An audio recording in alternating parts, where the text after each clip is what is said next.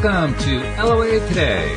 I'm Walt Thiessen here with Linda Armstrong and Rita Giganti. Today is Friday, May the 22nd, 2020, 4 p.m. New York time. Wherever you are in the world, thank you for joining us for another episode of LOA Today, your daily dose of happy. And we were chatting amongst ourselves, getting ready to do this podcast because we're on the fifth part of our exploration of a book from 1939 by Raymond Holliwell called Working with the Law. And the two chapters we're looking at today, all of us, when we saw those titles, said, so this is going to be a different episode in some ways. It's good to have a challenge like this, though, sometimes, just to kind of shake things up a little bit. I think we can become a little bit complacent with what we believe in. Not that what we believe in is boring. It's not anything like that. But, sometimes it's good to have a little bit of a shake-up. So we shall see how shaken up we are today. Mm-hmm. So, ladies, Linda, how you doing today? I'm good. I'm good. Kind of chuckling about these two chapters because one is the law of sacrifice, which I was getting triggered as I was reading it. Not quite figuring out, but I think I know where he's coming from now. It's written a long time ago.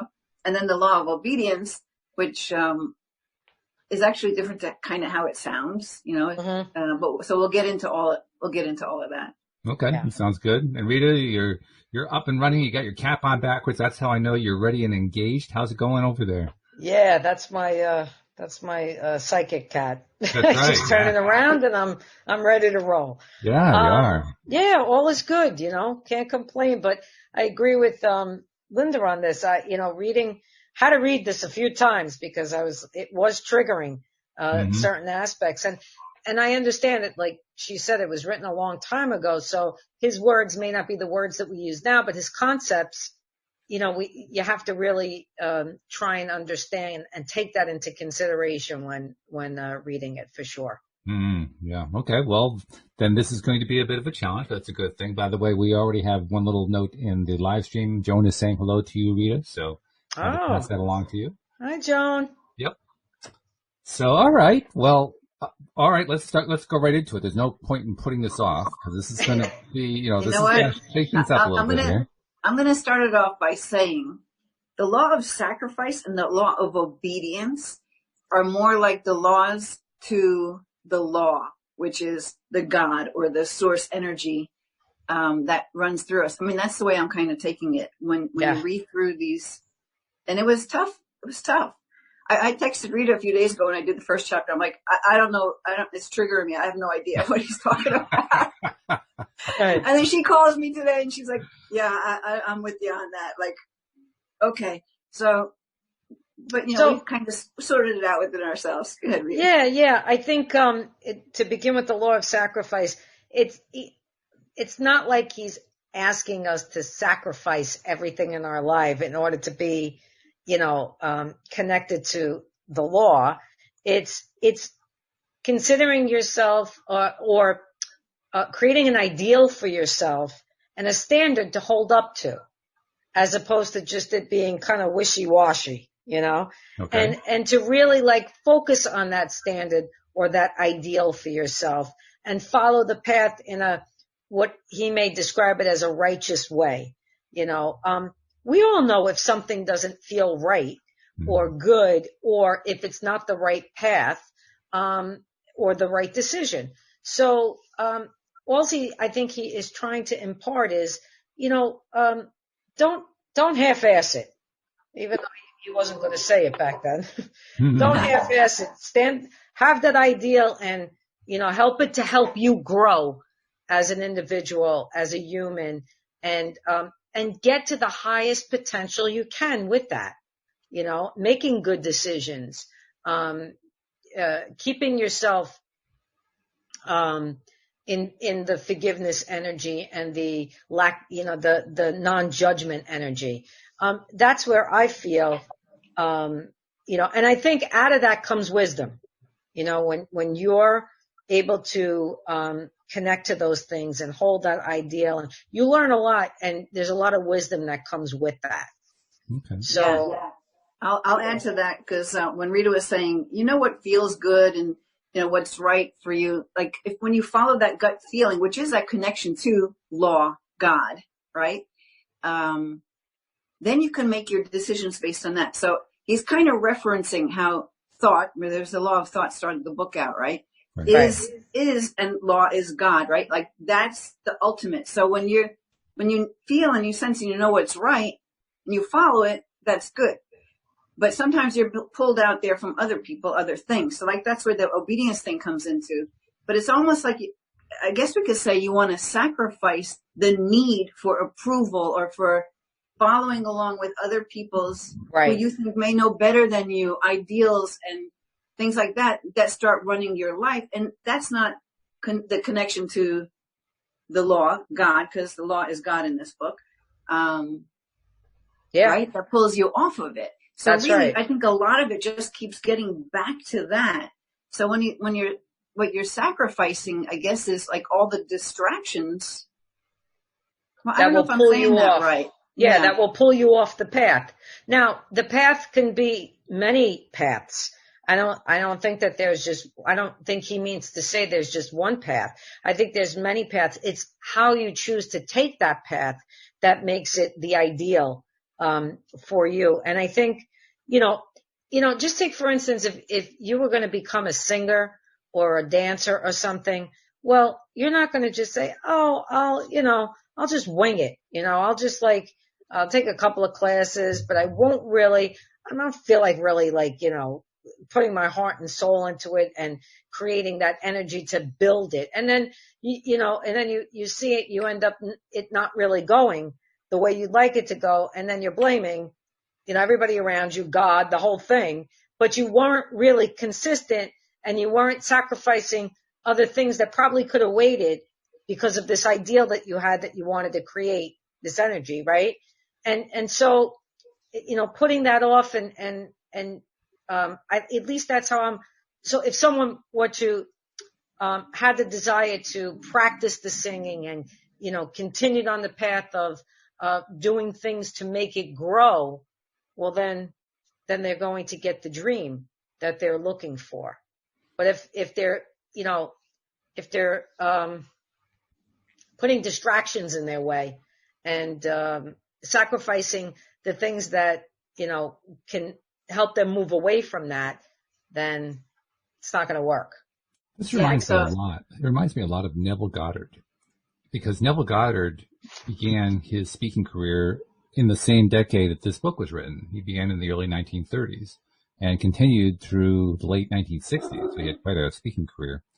And it's often easy to forget this, but that was a period of time where here in the United States especially, religion, particularly Christianity, was really in its heyday, I think it's probably safe to say. And so when Neville did his speaking and his teaching and his writing, he was writing to and speaking to an audience that already thought in a certain way because they had been kind of pre-programmed, if you will, by their church, by belief system. So he actually ended up taking pieces, not the whole, but pieces of the Bible and taking biblical verses and so forth and using that as a way to explain what concepts he was actually trying to teach. Now, in fact, if you take what he was teaching and compare it to what traditional Christian teaching tells you, it was really quite divergent. I mean, in his mind, God was the equivalent of consciousness. Right. God was the equivalent of Jesus was the equivalent of consciousness. In other words, he even literally said in many places that these were not physical beings walking the planet. These were part of a metaphorical play going on. I mean, so this is like a very broad divergence from what, the Christian church would teach. They were teaching something quite different from that. Right. In other words, he was trying to reach to the audience in a way that they would understand. Well, the concepts of sacrifice and obedience were big in that time. Yes. They were very big. This is a way I think that he was trying to reach out and say, okay, here's how I think you can understand what it is that I'm trying to tell you.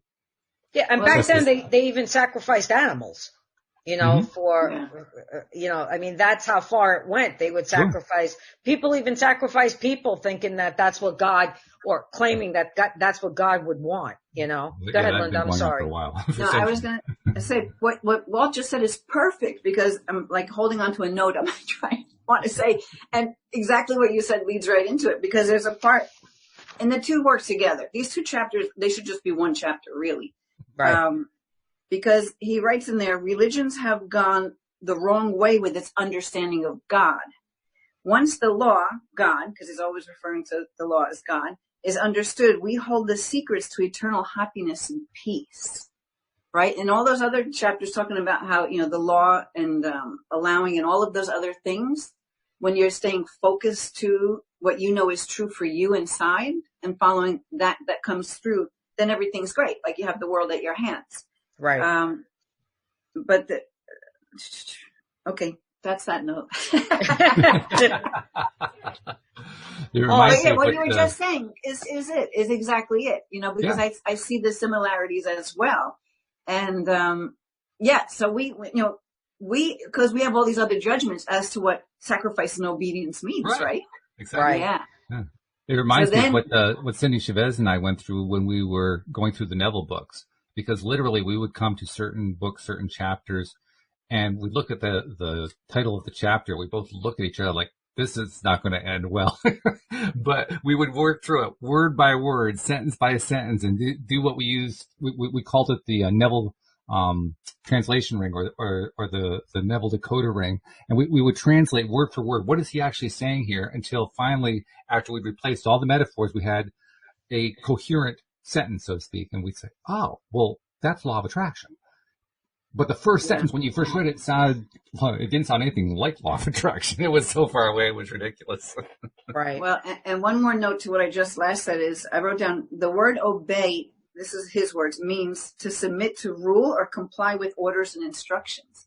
So when you follow like all those previous laws that the book talks about on how to be able to, pretty much manifest and create and live a happy, peaceful life, that's it. So in my words, it was more like obedience of the law is how we create. Right. Right. And right. Yeah. And so like sacrificing the things that pull us off of that, where we give our power away, holds you more true to. And Rita was talking before about how, if you want to be, I don't know if you were, I forget, a dancer or a singer. Yeah. So like athletes, they're really strict, right? They have, sure. They're disciplined. They're staying with that goal. They're not letting stuff pull them off. Right. So, yeah. Right. If you can follow that, it's the same goes for the spirituality piece. That it could be physical, it could be mental, and it could be part of the spiritual as well. And that's what I think he's saying. It just doesn't have to be in one aspect of the life. Discipline yourself to whether it be journaling or meditation or, but again, I think people sometimes hold such a high standard, and then if they don't do it, they beat themselves up. And that's not good either. It's like, say I was meditating for a month straight and I missed one day.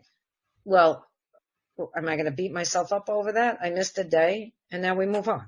You know what I mean? It's not. And you know what? It doesn't feel good because it's not truth, right? Your truth is, okay, I'll get this. I can do this, instead of punishing yourself. It's like, I'd rather reward myself on how good I've done so far and how I can continue. Well, that's what'll get you to do it again. If you judge yourself, it'll be like, fuck, I screwed up. I'm not doing it. I'm no good. I give up. No, can I curse on this thing? I don't even know. Yeah. I don't know. It has happened. We've gone blue sometimes, although we try to keep it as G as we can, but still. They haven't taken down any videos, right? So. No. Yeah. All right. All of our programs are marked not for children, so I think we're safe, Awesome. But the concept of sacrifice actually was harder for me than obedience, which is really strange for me to say because I'm about as non-obedient as you can be when it comes to the typical definition of the word. But sacrifice to me, that just the word itself kind of set me off before we even got into what the chapter was all about. Right. Because of the way that word is normally used. So if we were to pick different words than sacrifice and obedience to describe what it is he's saying there, could we come up with alternatives? Because that's what we ended up doing with Neville. We ended up saying, okay, here's what Neville really means. Let's use these words instead. And then the whole thing became plain. Well, he uses the word discipline, which is maybe a little bit better. Although some people do not like discipline because of what it can connotate. But I think if you understand it in the form of disciplining yourself and holding that ideal, and then working with that, that might be an easier thing to digest than the sacrifice. Mm-hmm. And I think we all had an issue with it because you guys were raised Catholic. I was not, no. Okay. I was. So, coming from the Catholic religion, you should sacrifice your whole life. And then coming from an Italian background, keep sacrificing, because that's the only way you're going to get redeemed in this life. There's a reason why Vatican City is in the midst of a country called Italy. Yeah, exactly. So of course it triggers me. I'm like, wait a minute. But now when I read further and the word discipline, I can understand that because I've disciplined myself to hold a higher standard to me or a higher ideal of myself. So it's cool. It's all good. You got another word? I got a little paragraph on this thing with discipline that I'm going to read. He says, an undisciplined life is an insane life. We must pull ourselves together around high ideals of clean, serviceable, and effective living under the highest leadership we know, or under the teachings and the examples of a master. Now, if I were going to translate that using the equivalent of a Neville decoder ring, I would say that the master in Nevilleese anyway is our consciousness, because truly we are God, right? Right. So start doing some word replacements, and I start hearing that as if you want to get the most out of life, you need to focus yourself more consistently on what it is that is appropriate for you to focus on. Right. Because that's how you maintain the level of coherent consistency that you need as your own creator to create the law of consistency. That's perfect. Consistency. Yeah, that's probably the law of consistency. I like we could get there. I like it. When I'm not sure of which way, like when I'm having when I'm questioning myself, because there's other things coming in and I'm human, so I question. I go back to the question in my mind and I say, either what would love do or what would Jesus do? Mm-hmm. Because it depends on who I feel like connecting. It's the same thing, but in my head, I'm just saying one or the other. That answer gives you the right answer, in my opinion. I've never been steered the wrong way when I've asked that. The following paragraph says, the highest example of a master is the Christ. In all his work and teachings, he proved that discipline, self-control, and self-mastery ever precede wisdom and achievement. Right? And that also makes sense. Yeah. Yeah. I mean, so it's disciplining yourself in the highest way. It's not like we think of discipline. I did something wrong and get beaten for it. It's like, of course. But it is more that Olympic athlete discipline, sticking to what you know and doing all that you can do to be the best you can be, right? Whether that's helping people or, So I can't tell you how many people come to me and say, can you teach me how to connect to the spirit world? Can you teach me how to get information, from the masters, the teachers, the guides, the angels, whoever? And I say to them, well, are you ready to create, some kind of practice for yourself? Because that's what it's going to take to have that connection, whether that be, meditating consistently, contemplating, if that's because sometimes I just have conversations and I'm contemplating, journaling, like there has to be where every day you do that connection. So are you ready for that? If they tell me yes, then I give them a million ways that they can connect. Mm-hmm. And I say, now choose one that feels good to you, because there is no right and there is no wrong. The only thing there is, and I'm going to say it again because he says it, is the discipline of it. Right. And that's how you'll achieve it. Right. Or as we're translating it now, the consistency of it. The consistency. Yeah. Thank you. I love that. I think that's a perfect way to sum that up. Yeah. I love it. Too. It also reminds me of a thing that we talked about, that Cindy and I talked about when we were discussing Neville. And in part because Neville brought it up himself in one of the books. I can't remember which one, but I know he brought this up. And that's the concept of sin, which has a very specific meaning in Christian circles. But Cindy, being the wonderful religious scholar that she is and with tremendous background, was able to immediately, without even looking it up, point out to me that sin had a very different original definition when you look back to what they call the etymology of it, the origins of the word. It turns out that the word sin simply means you missed the mark. You were aiming an arrow at a target and you missed. Yeah, No and blame. we actually talked about that, I think, last week, right? I think we did. brought up Ho'oponopono, which is missing the mark. That's right. Yeah. There's no blame associated. There's no shame. It's just you didn't aim right. So aim better. And when you start thinking about it that way, now all of a sudden the whole landscape changes.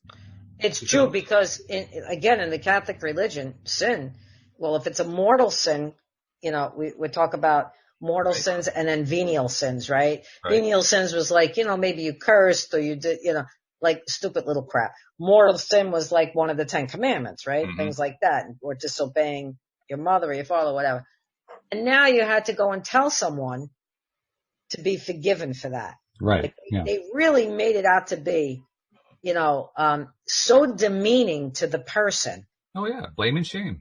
And that, of course, then you felt this judgment towards yourself. And so when I stopped doing all of that and I just sat and I said, I'm sorry, I will, I want to do better. I said to Spirit, I said to God, it was like instant, like all of it just lifted. Mm-hmm. Like all of it just, there was no judgment. I didn't hold on to it. It wasn't anything like that. You know what I mean? You know what? It makes me also think of Dr. Emoto's work with impressions in water, right? Because we're mostly water. So all that negative self-talk and all that beating up and using this discipline maybe in a harsh negative way, you're just holding that and making everything harder, right? So when you can forgive yourself for these little bumps in the road, right? Or like find a different way to talk to yourself about the things you think where you missed the mark, right? Right. So you can bring yourself back in a gentle way, still holding that focus and staying true and, returning to being that disciplined, obedient to your purpose type of a thing. Right. Yep. Right. That's exactly. Really good. So now I'm wondering about the second word, which was obedience. We found that sacrifice really is better understood as consistency. So I wonder what the better word is for obedience. I bet you between the three of us we can come up with it. We just have to kind of look at it carefully. I would say following your truth. Saying obedient to that, which is the part of you that we were all part of God, right? Mm-hmm. But when we know that part of ourselves and stay true to that inner knowing, and it's always the same thing where the truth will always make you feel lighter, a lie makes you feel heavier. Mm-hmm. Right. So if you can have that be your guidance as to what's in alignment or not, obedience could be alignment. I like. Yeah, that good. Works. Sounds good. Can you pull up a paragraph or something from the book that kind of gives us a chance to test this little theory we have? Okay, what we're really talking about is, and see if it actually lines up that way. So yeah, I put down page 159 on my things. So okay. Let me see. It won't be 159 in the actual book though, because mine is printed out. So I'll just follow what you're doing. Okay. So the word obey. Let me get the glasses on. Means. Well, I wrote down the word obey means submit to, rule, or comply with orders and instructions. So I wrote that around page 159. So why did I do that? Let's see. Which kind of reminds me of playing by the rules of the game. Oh, here we go. Right. So it says, once the law is understood, we hold the secrets of eternal happiness, peace, and domination over mastery over all of the forces around us. The word obey means to submit to rule or to comply with orders or instructions. Obedience, then, is the governor of all movement, whether it be mechanical, literal, or spiritual. A giant machine without its governor would tear itself apart. That's true, right? It's true, yeah. It would utterly be destroyed because it failed to obey its own laws of momentum and gravity. An intellectual giant who fails to comply with the laws of learning will become an idiot. A student failing to comply with or obey the instructions of spirit, the law of God, will reverse that good and will create evil.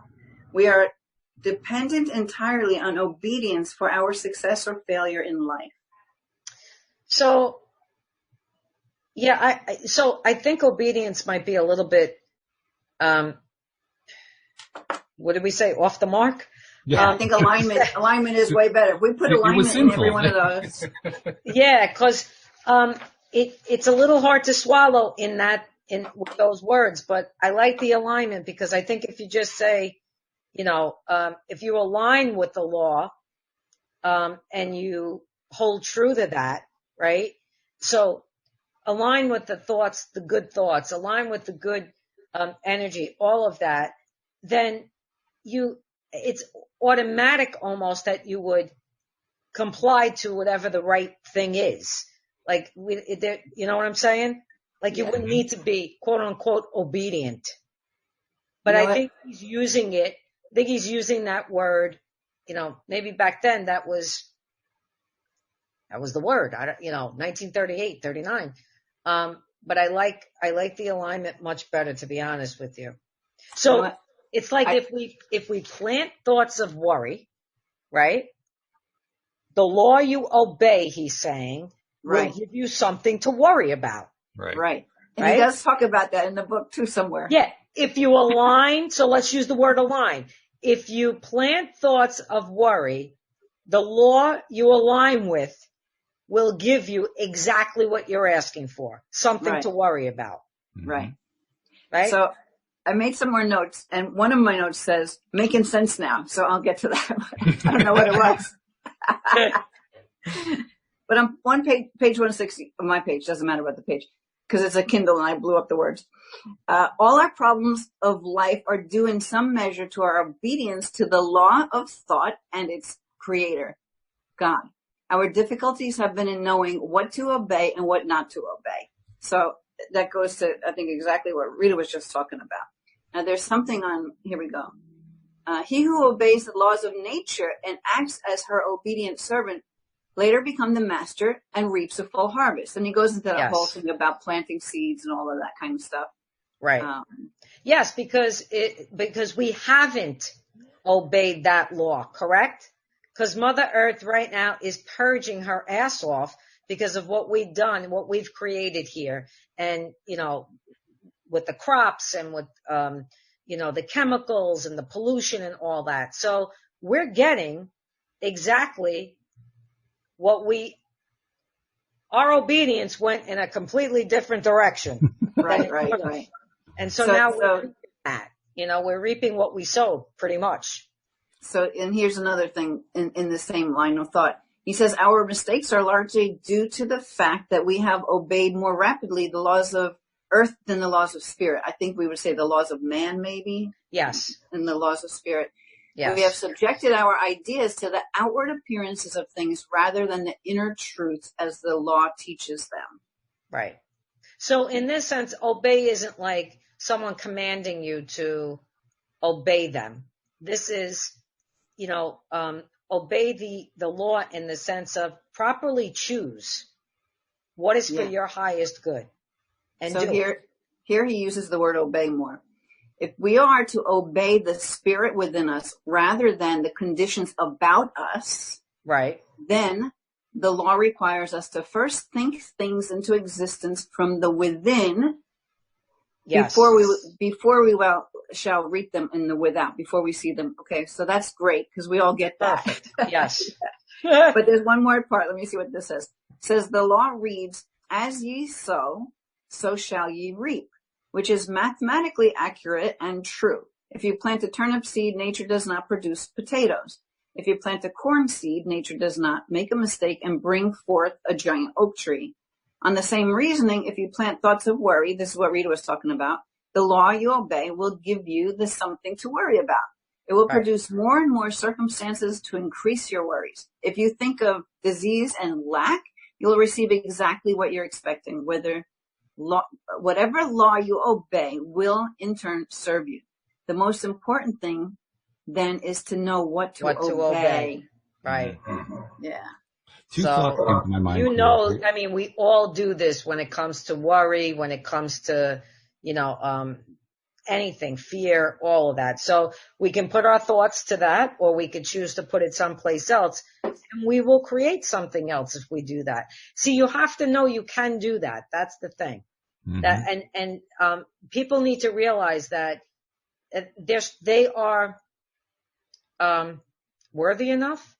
They can create whatever they desire, but to know that they are the ones creating, that God is not the one, creating their life for them.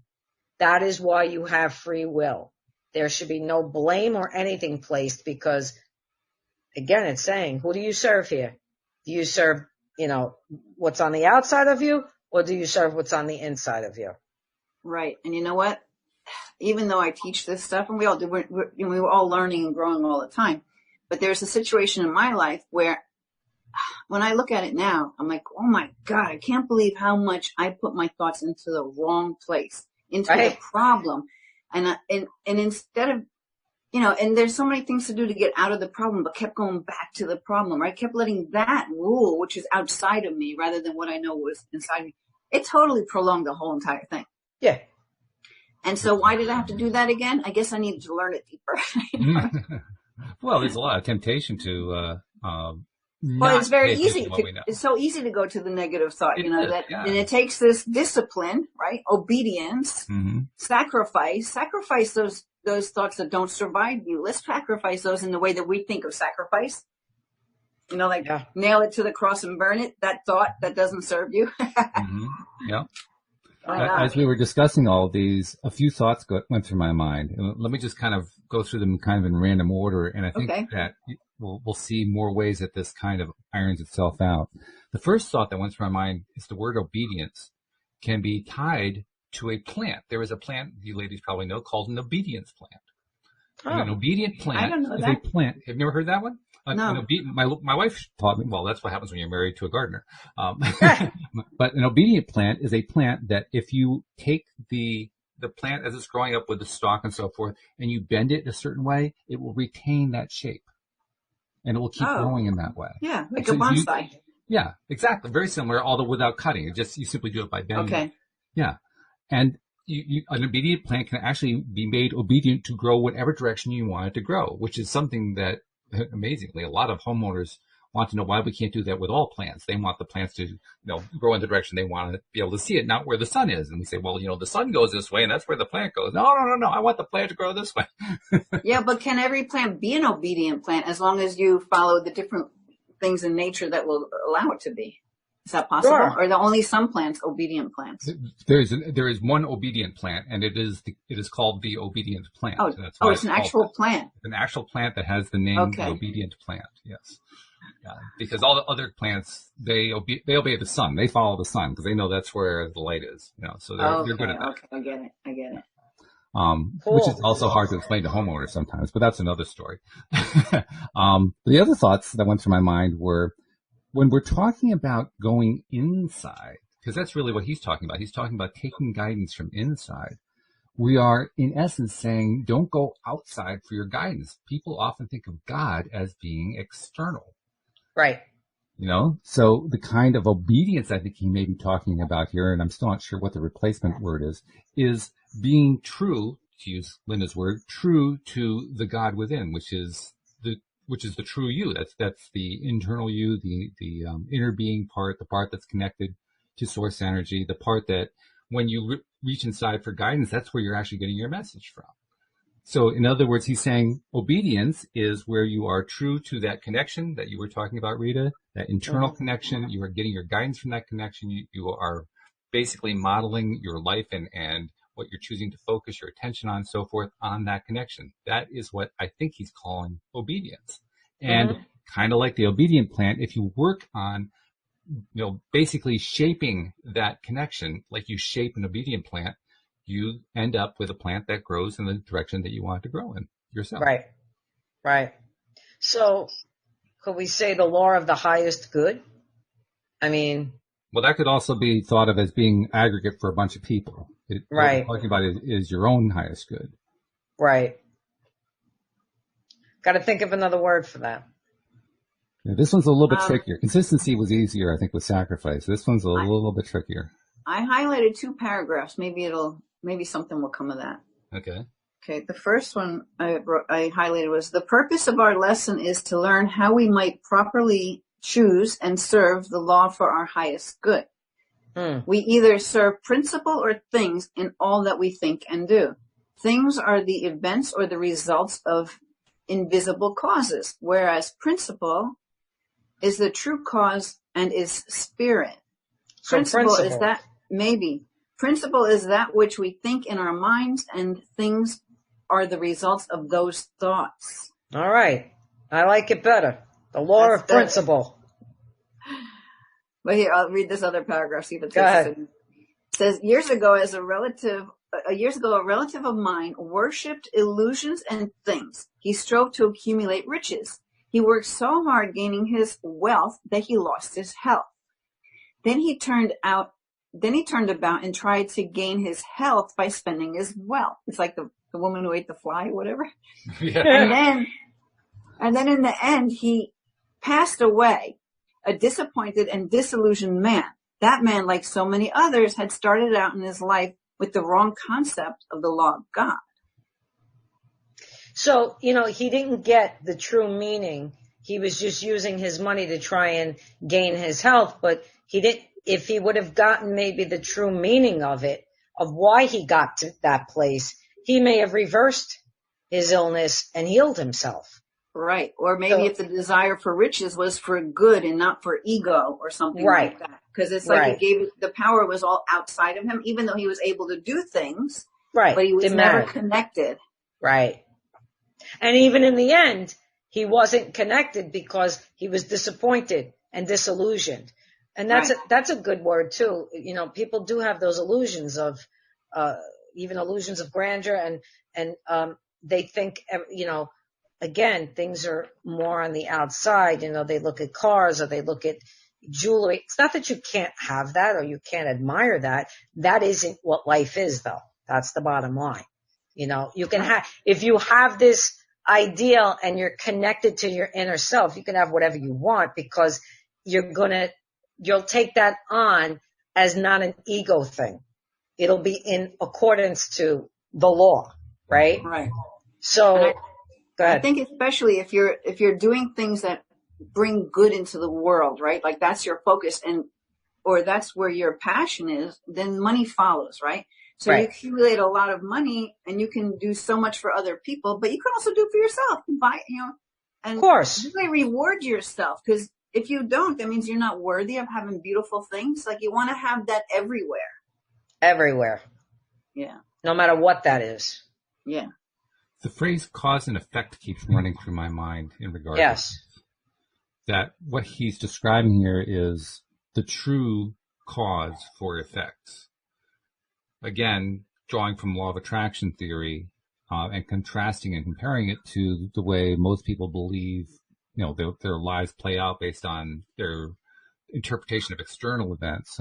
For instance, somebody gets sick. I mean, obviously we've been dealing with sickness a lot lately, so that comes to my mind. And in traditional medicine, sickness is something that happens physically to the body through some external cause that comes in, and then it's our job as physicians and healers and so forth to identify what that physical cause and remove it or treat it in some way to cure the body.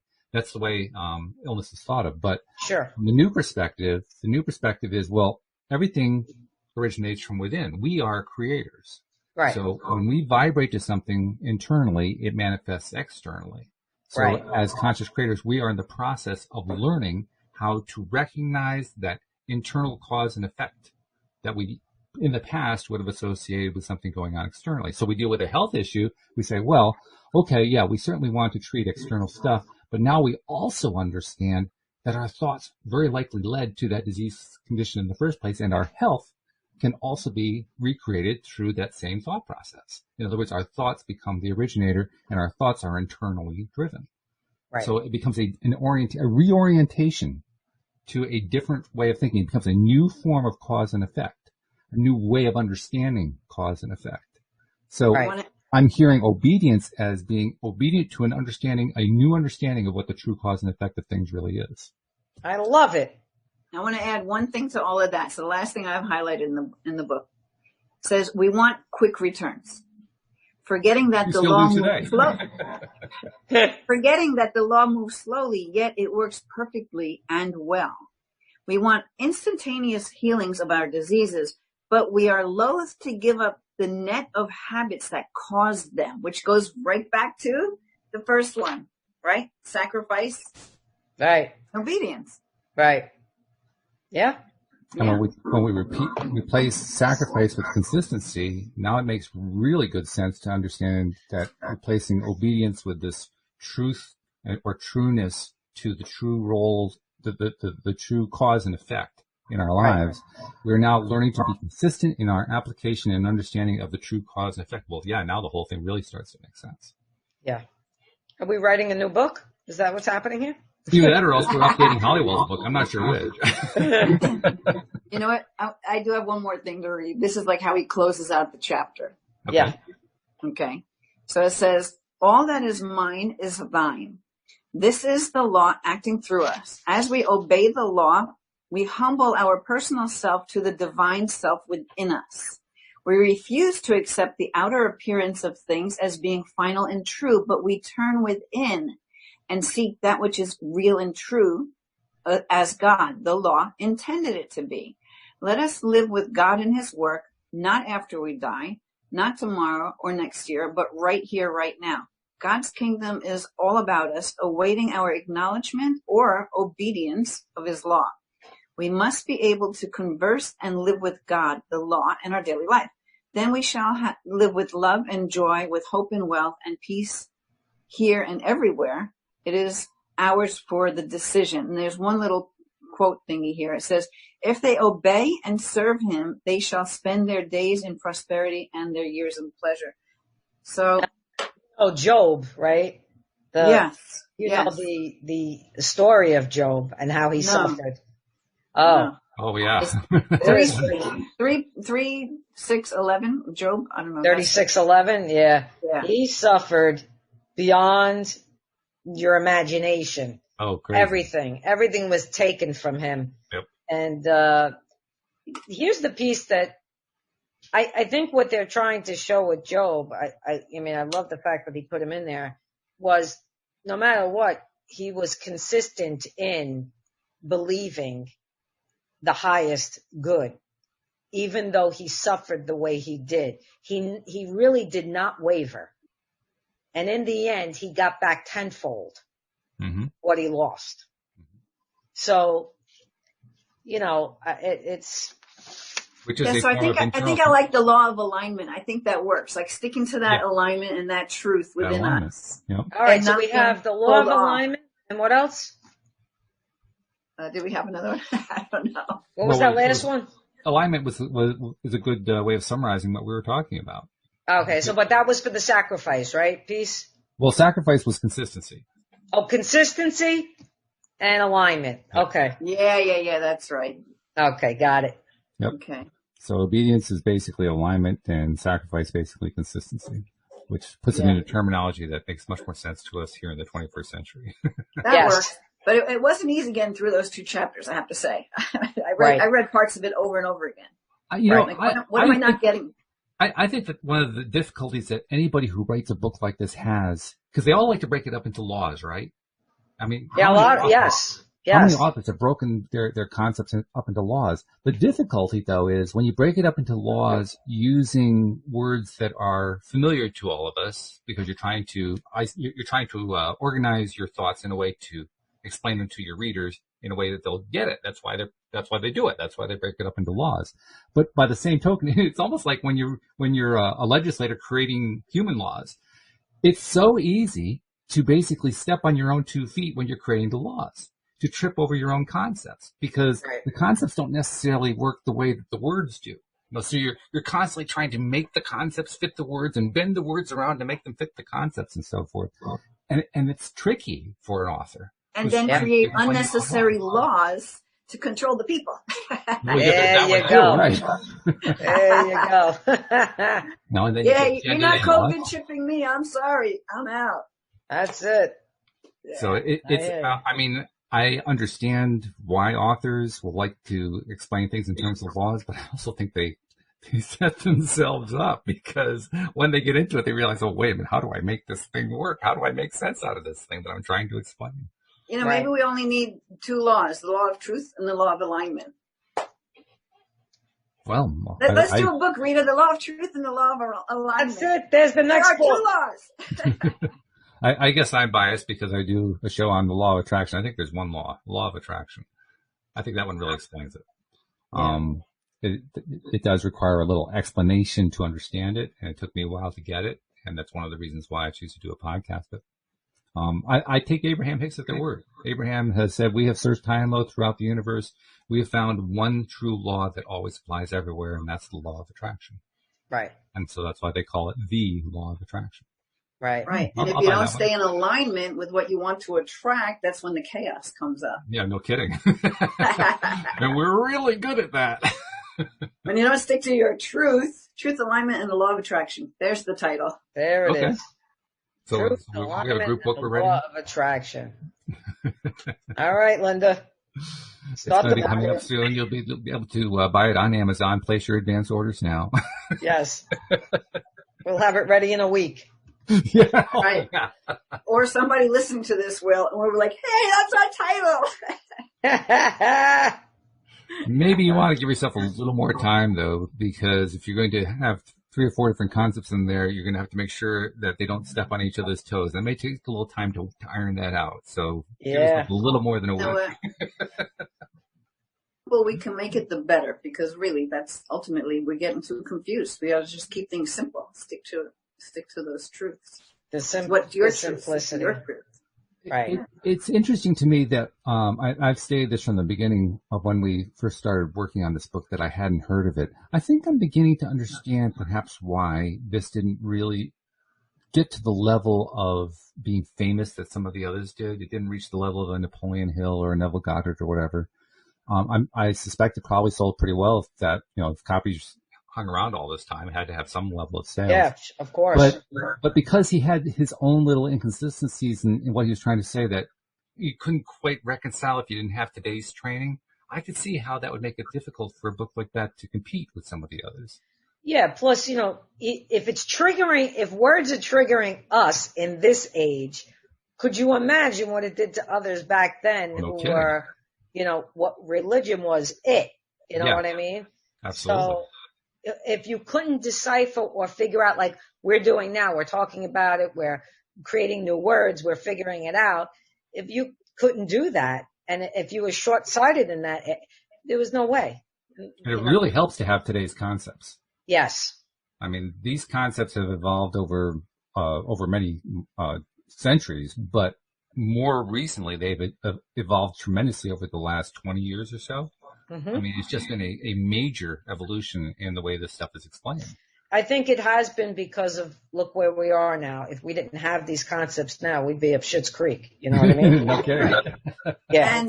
And with this whole ascension, as the vibrations rising, then more of us can hear how it needs to be presented out to the world to get more of us to hear it. Or to put it another way, more of us understand how to understand it ourselves, because what we're talking about is a vibration raising, right?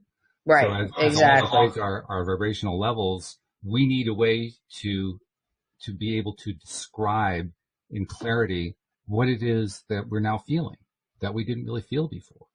So you have to have language evolving to go along with it. Sure.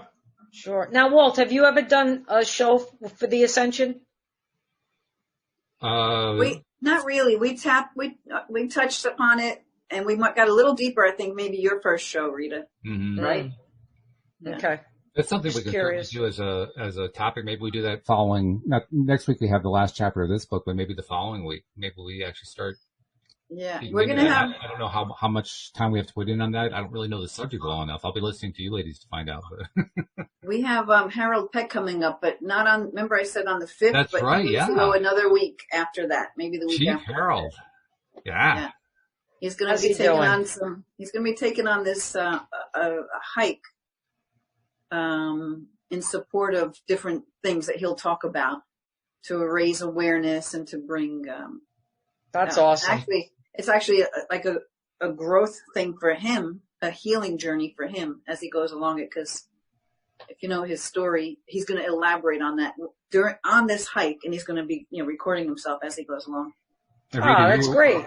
You were worried about blue words before. Let me tell you, you don't hold a candle to Harold. This guy broke new boundaries here on LOA today in terms of how far we go with blue words. So. Oh, really? And he was definitely controlling himself. Oh, I know he was. But I love Harold. He's just raw, and he's just letting it out there. He's raw and earthy. Right. He just, he talks like, like a military guy, because that's what he was, Right. So. Hey, there's something he said about that. But sure. Harold will laugh at this, but let's call him a hippie shit military guy, because he's like, it's all this hippie shit, but he's so, Rita, he's had experiences, right? Yes. It's just boom. He's been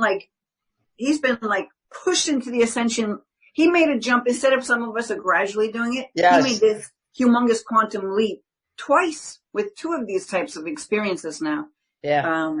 And so he's trying to get that message out. Right. And really he wants to help military, but anybody. And a lot of the military people might not open to it unless it's like behind closed doors, because just like Harold's like, this hippie shit. Like, I can't believe I'm saying this stuff. He said that on the show too. Oh yeah. That's great. That is great. I love it. And he follows us too. Every once in a while I'll see one of his comments under the videos on YouTube. So he's following us, which is great. Yeah. Do we have anybody in the query that is commenting or asking questions? No, it's been really quiet. People are listening and watching, but I think they're waiting to see what we're going to conclude with all this, because this was a tough topic. I mean, two chapters that really challenged us. It again reminded me of what it was like when Cindy and I were doing the Neville books. Some of those books, there was actually one book we refused to do, to be perfectly honest. He did 11 books. We did 10 of them. Right. The 11th one was literally one Bible verse after another. And we said, no, we're throwing in the towel. Forget it. We're just not doing this. Done. Basically, he was just trying to justify all these different Bible verses, and we just weren't really interested in that. But you know what? But it's pretty cool when you see a Bible verse put out there with this understanding, because, it's been just, who knows what's distorted really, unless you were there at the time, but it seems like it's been distorted to be something else to serve an institution more so than a person. Oh, God, yes. 100%. You have to remember, too. It speaks in metaphors. Yeah, exactly. It speaks in metaphors, and if you're not guided in the right direction with it, it's totally taken out of context. And I mean, just look at the difference between the Old Testament and the New Testament alone, right? Yeah.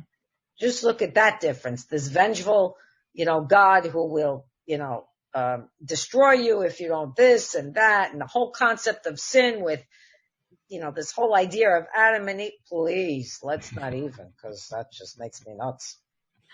It's really something too, because when we think about it and we look at the history of it, we realize that most of what was written about Jesus the Christ was written well after he died. In many cases, hundreds of years after he died. Yeah. Which kind of makes you wonder, okay, well, how did they know? They weren't there. Right? They got this. This was like a story that was passed down and passed down and passed down. So, but I've heard that, have you guys ever heard of the lost story or verse of Thomas? Yeah. Mm-hmm. Right? So there's supposedly things in there like the Dead Sea Scrolls. Yeah. Because Thomas was around when he was around. So they wanted to not really, they didn't want his writings to come out because there was certain truths in there that they didn't want people to know, because the institutions were like, no, we need to keep the masses in check. Right. So, I actually have a book on that I'm going to be reading, and it'd be interesting to see, his version, cause he was there with him. And of course, who knows, that was 100 years, 2,000 years ago. Who knows who could have messed what he set up as well, but. Well, that was also a theme that was played out in the movie and the book, The Da Vinci Code. Right. They explained how there was the Council of Nicaea, and at the Council of Nicaea, all the different sects of Christianity were brought together to debate and discuss all the different things, and they ended up kicking out half of the books because they portrayed Jesus as a man, according to the Da Vinci Code. Yeah. And which actually there's a lot of historical basis to say, yeah, you could see how that would be perhaps what happened. But the point is, they were removed. They were not included in what was That's right. the Bible, unquote. The whole story with Mary Magdalene was taken out. Yeah, all that. a whole bunch of stuff taken out. Yeah. So, Well, and reincarnation, right? Exactly. Because if we weren't afraid to die, then we're not going to obey the new rules. Right. Obey in that sense. Obey in that sense, yeah. Mm-hmm. Good one. There's been a lot of explorations and a lot of explanations and so forth of what has happened. And I think they're all healthy because, among other things, they help remind us they were all these stories were written by people who were writing based on what they believed. It was their own beliefs that they were writing, and different people can believe this is something that police and detectives have trouble with. You know, they'll have a crime that occurred, and then they'll interview the witnesses, and all the witnesses will disagree. Right. They were all there. They all saw the same event, but you wouldn't know it by their testimony. Right. Because everything's an interesting point of view. That's an access consciousness. Everything's an interesting point of view. Yeah. Right. Right. And that's really valuable information to retain. The fact that different points of view see things differently and understand the same event completely differently. Yep. You know? So Agreed. I think what that ultimately ends up doing is it ends up encouraging all of us to say, don't take a literal story as your guide. Go inside and listen to the story within. What is your story telling you? Mm-hmm. And that's what this book's talking about. That's right. Yeah. Yeah, because that inside story, well, that is the inside story.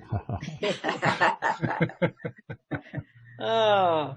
Good stuff. All right. Well, then next week is going to be also interesting. A lot less of a challenge because the word that is the main word in the chapter is a much easier word from our perspective. The law of success. That one sounds like it's going to be a lot of fun. What if it's not what we think it is? That's it.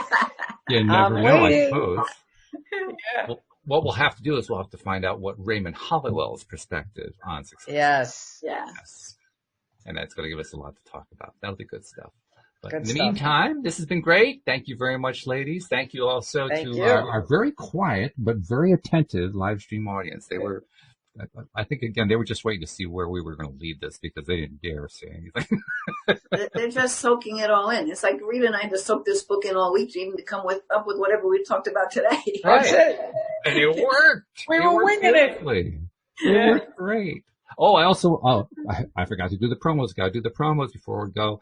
Reminding people who are not yet subscribers to become subscribers. Very simple. If you haven't figured out how to do it, we have made it simple on our homepage. Go to loatoday.net and you will see instructions at the top of the page for the particular kind of device that you are using in terms of how to become a subscriber. Also check us out on YouTube because as we record, we live stream to YouTube so you can actually watch us, see us in video while we're doing this in addition to the sound that you normally get with a podcast.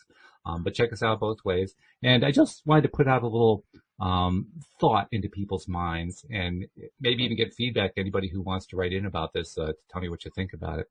I have for the longest time wanted to create an app, specifically an LOA Today app, so that people could just download the app and all the episodes would be right there and there'd be ways to interact with us and so forth.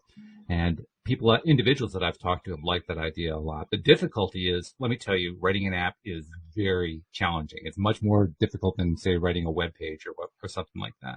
So it's going to be a while. I will give you one little piece of hope, though. I found something associated with the particular software that I use for storing the episodes of this podcast. I don't use one of the main services. There are services like, Podbean and Blueberry and all these others where you can set up, a podcast and they'll store all the files and so forth. I actually store my own using a WordPress plugin called Podlove.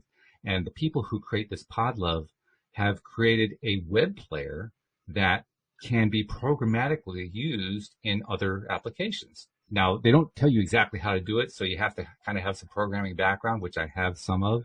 So I'm going to be exploring this, but the long story short is I may be able to get this app put together sooner than I'd hoped, because I'd hoped to have it in like the next 2 years, maybe even a few months, maybe even shorter than that. Wow. So don't I hold get me to it. I get emails like every day, people wanting to create an app for me. Do you ever get any of those? Oh, yeah. Okay, but so you looked into different services? Oh, sure. Oh, I've looked into tons of them. The thing is, the ones that are trying to make you an app are usually trying to make you one particular kind of app, and they don't have a whole lot of flexibility in what they can do. Okay. There are a few apps that you can get out there as a podcaster. They will also do certain things that the makers of those apps want you to be able to buy. If you want to have something that does exactly what you want to do, be prepared to spend 5 figures or more. Because that level of customization, it's very challenging. It's very, very challenging to do. You can do it. You can do it. You can, yeah. Follow I have the been law. working on this for my wife's gardening business. I figured it's the same kind of skill. I just have to kind of reapply it. So that's right. We're getting Look closer. at that. Manifesting on a dime. Look at you. And keep asking the universe questions. How do I get this app out sooner? And what can I do to develop this app? Just ask the questions. That's how it works. The universe wants to answer our questions. You have no idea how often I ask that question. Okay, good. No idea. I mean, during my walk today, I was putting out there constantly, I need better ideas of how to get to this app sooner. I need better, give me some guidance. And part of the guidance. You went from 2 years to a few months. You know what I mean? Yeah. 2 years to a few months. Oh, yeah. I mean, that in of itself is a feat. Woo. No. Now all I got to do is get from a few months down to a few days, you know? There you go. Well, give yourself a couple of weeks. It's as easy to manifest a button as a castle. I just have to think of it as a button. That's it. So can't wait. And thank you, ladies. What if the universe gave it to you in exact timing? Wouldn't that be nice? It always does, fortunately, which is a good thing. Yeah. So if you want to align with that, it might take away some resistance. That's a good idea. I'll take that on board. So awesome. Thank you again. On top of thank you, I thank you again. All right. Thank you, ladies. Thank you, live streamers. Thank you, podcast listeners as well. We'll see you all next time here on LOA Today. Goodbye, everybody.